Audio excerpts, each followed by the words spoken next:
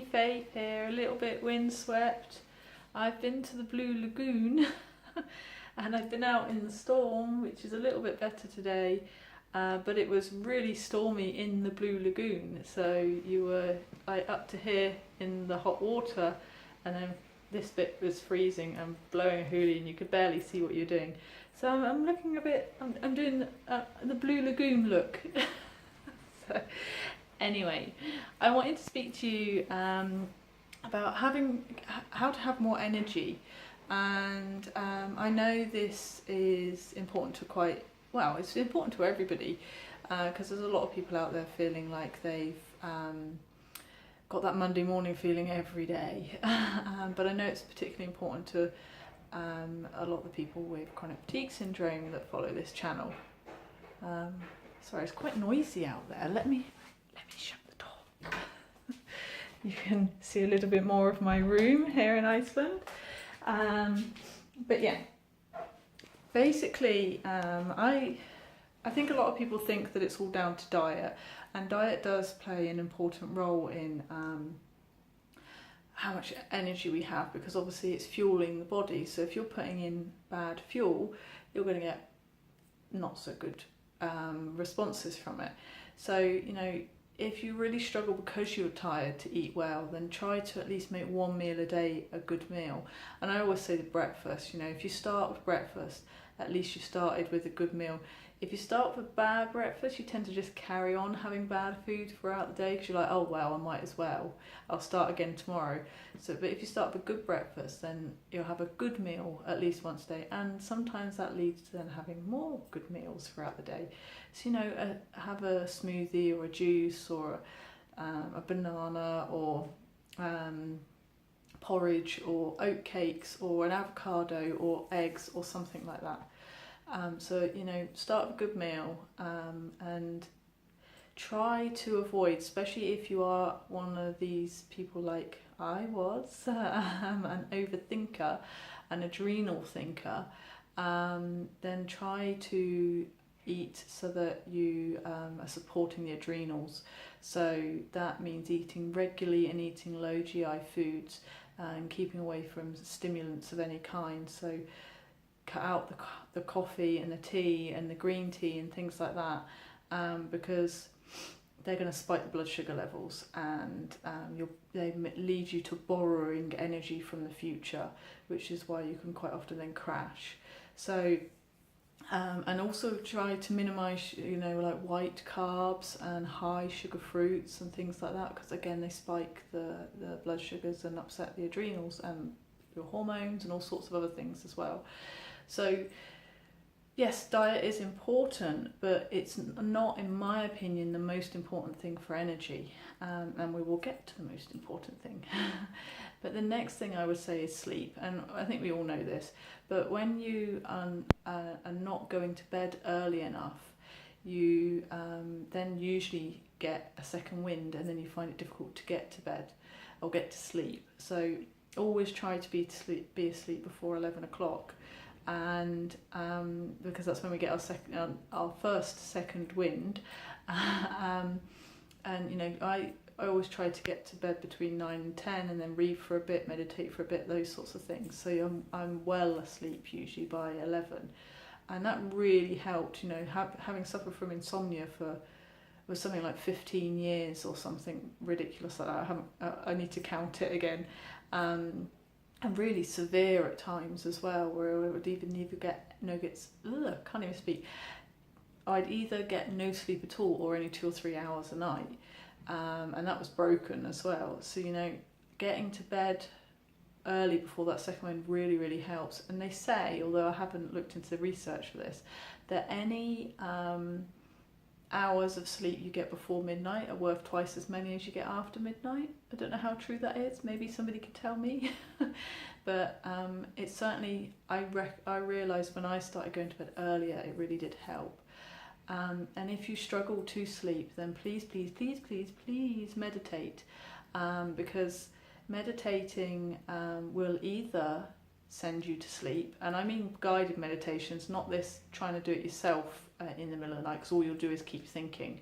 So put on a guided meditation quietly on your phone, your PC, your iPod, MP3 player, whatever, preferably something with on flight mode though, and put on a guided meditation or 10, and you will either meditate or you will fall asleep. Both is a winner. It doesn't matter which one happens, it's a win-win. You'll be recharging and re-energizing yourself if you do either one of those things. And you'll also, when you're listening to a guided meditation, bring yourself out of the crazy brain, and it's the crazy brain that's keeping you awake half the time. So go do a meditation as you go to sleep, and it should help to put you to sleep. And if you wake up in the night, do another meditation. If you wake up really early, do another meditation. And eventually you will get into a much better sleep cycle, and obviously that leads to better energy. The next thing that really helps with energy is breathing. Sorry, my arm's starting to ache. Is breathing. And you know, if you're ever feeling low in energy, not feeling very confident, feeling not very focused, just not feeling tickety-boo, then remember to breathe really deeply, and that's breathing fully into the torso and fully out of it. So all that stale, toxic air from the bottom of the lungs is coming up and going, and you're bringing all that lovely oxygen into the lungs. And that really helps to oxygenate the body. And when we oxygenate the body, everything else works more effectively. We feel better up here, we feel better in here, and we have much more energy as well. They, in many places in the UK, they give oxygen therapy to people with chronic fatigue syndrome because they recognise that we're not getting enough oxygen in. But actually you can teach yourself to breathe better. I do a thing called belly breathing as much as possible throughout the day, and certainly whilst meditating and journeying and all the other things I do. And that's where when you breathe in, you push your belly out, and when you breathe out, you bring your belly in, and you do it fully, breathing in fully and out fully. And that really helps to get more oxygen into the body. And it's actually, it's apparently, but again, I haven't checked this, our natural way of breathing, and that's how babies breathe. But somewhere along the lines, it gets flipped, and we end up breathing the other way around. But the more oxygen we can get in, the more, the better our everything within our body works, the more energy we have as well. So if you're feeling tired, and you start slouching, and you're not getting as much oxygen in, so really when you're feeling tired, try to breathe as much in as much air as possible, and breathe out as much as possible, as many times as possible, and that's really going to make a huge difference. But the biggest thing for energy is to deal with what's going on up here. You may have noticed, especially if you do suffer from chronic fatigue syndrome or similar illnesses, that when you're stressed, it's much worse. In fact, when you're stressed, everything is much worse. Nothing works as effectively because we go into that adrenal response, that nervous system response, and what happens when we do that is the body starts shutting down other systems to deal with it. So if you are a long-term underlying overthinker, then this is for you. So really do everything you can to bring yourself back into balance, to bring yourself back into harmony. Recognise that you're overthinking and be more mindful and more present in the moment. And that's one of the best things you can do for energy. I know now when I'm overthinking, not because I recognise the overthinking always, but because I feel tired occasionally. And then I'm like, oh, I'm more tired than I feel I should be. Oh, it's because I've been overthinking something up here. And it's true of, last year I started the Camino twice, and when I first walked it, I'd trained really hard and for a long time, and I was ready and I had all the kit and all of that sort of stuff. But mentally I was in a really bad space because that's when my husband had said that he thought we might be over, and I hurt myself, and my body didn't work as effectively as it should, and I was tired, and I was pulling myself along, and I was forcing myself to do it, and I ended up really quite severely, well, not severely, but I really hurt myself, so much so that I had to give up. However, it was about 6 or 7 months later, I walked the Camino again. I didn't do anywhere near as much training, and I flew along the Camino. And that was because mentally I was in a much better place. I walked 500 miles in 24 days, which is obscene, but it felt really good, and I felt really strong and powerful and energized, much different from the time before when I'd done all the additional training and all the other stuff. And that's because of what I was doing up here. So I see it time and time again, especially with people that are ill and have been ill for a long time, is you start to stress about the illness, you start to stress about the burden you are, about how you can't do anything, how you can't function, how there's all these other stressors. And actually when I work with people one-to-one, that's what we address first, is the stress that they feel around their illness, not the actual illness itself, because we can't even get to that stage when the stress around the illness is so bad. That stress around the illness is what keeps people ill. So when we break that cycle, then we can deal with actually the illness itself. So what I'm saying in a very, very long-winded way is when you're overthinking, when you're doing this underlying overthinking, especially long term, it is draining, it's exhausting. That fighting ourselves, that thinking we're not good enough, that thinking we're not worthy, not enough, judgment, comparison game, whatever it is all draining. That's all it does, is drain our energy, our power, our motivation, our focus. So if you're wanting more energy, whether you have chronic fatigue syndrome or not, it's really recognising that you are overthinking, being okay with that, so don't give yourself a hard time about it, but then start to be really mindful and really present in what you're doing all the time.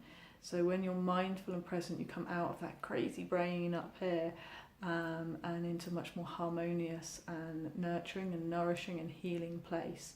So try and be present when you're doing all the overwhelming things, all the things, the list of all these chores that you need to do and things like that. Be present in them, so then they become a healing chore for you to do, rather than one that actually is making you worse and making you feel drained.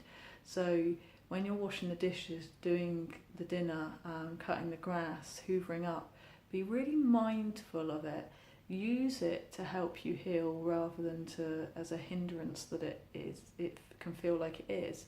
So be really mindful in the moment of the hot water coming out the taps and how amazing that is, of the fact that we've got washing machines, that we've got roofs over our heads, that we have these things called hoovers that suck up dirt and dog hair, and it's pretty awesome, all this stuff, when you think about it. Yet we just take it for granted. We've got these things that I've mentioned before called beauty blinkers on. We don't notice these things around us that are happening all the time that are bloody awesome. It's crazy, these gadgets that we've got these days and what we can do, and we don't notice it.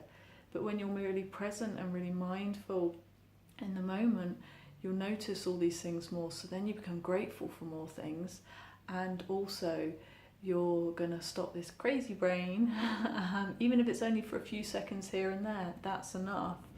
And that's going to help you to not feel drained and not feel overwhelmed and not feel stressed and anxious and fed up and depressed and all the other things we don't want to feel. So you may have started watching this video thinking I was going to talk about all the things you should be eating and all the exercise you should be doing and all this, that and the other, but actually everything I've mentioned is really important, but this is the most important, because if we haven't got harmony up here, nothing in our body is going to work effectively. Everything that is happening in our body is a sign that there is some sort of imbalance or disharmony going on up here. When we address this kind of sorts itself out. And when we only address the body, when we don't address the mind, that's when we relapse, that's when we end up becoming ill again, that's when we end up becoming drained again, that's when we keep running the same habits and keep doing the same things with the same people or similar people, or, you know, it just keeps playing out all the time. But when we bring this back into harmony, everything else sorts itself out. It's like magic. So that's from me. If you have any questions, pop them in the box below. Bye bye for now.